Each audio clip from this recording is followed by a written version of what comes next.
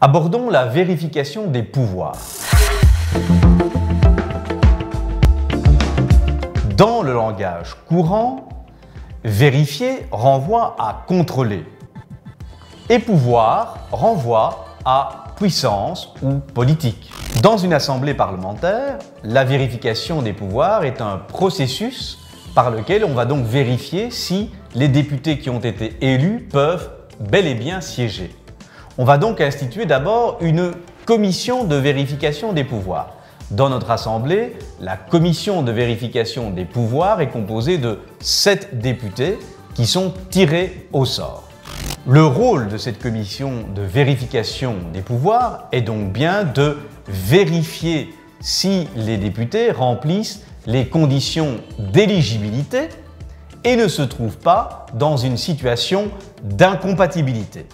Au Parlement de la Fédération Wallonie-Bruxelles, les 94 députés présentent une particularité.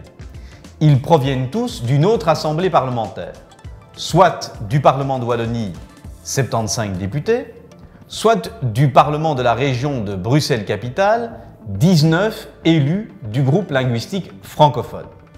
La commission de vérification des pouvoirs va donc avant tout s'atteler à vérifier que ces députés ont bel et bien prêté serment dans leur assemblée d'origine. Elle vérifiera ensuite que ces députés ne se trouvent pas dans une situation d'incompatibilité. Par exemple, ils ne peuvent être juges et députés. Pour beaucoup d'entre eux, ils ne pourront pas être bourgmestres, échevins et députés.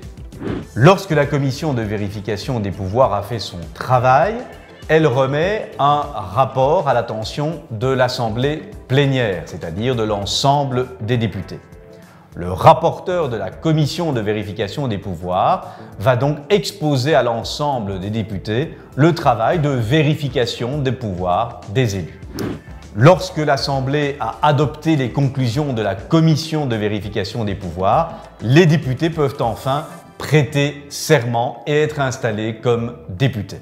En conclusion, la vérification des pouvoirs est un processus par lequel une assemblée va vérifier que ses futurs membres, c'est-à-dire ses députés, remplissent les conditions d'éligibilité et ne se trouvent pas dans une situation d'incompatibilité.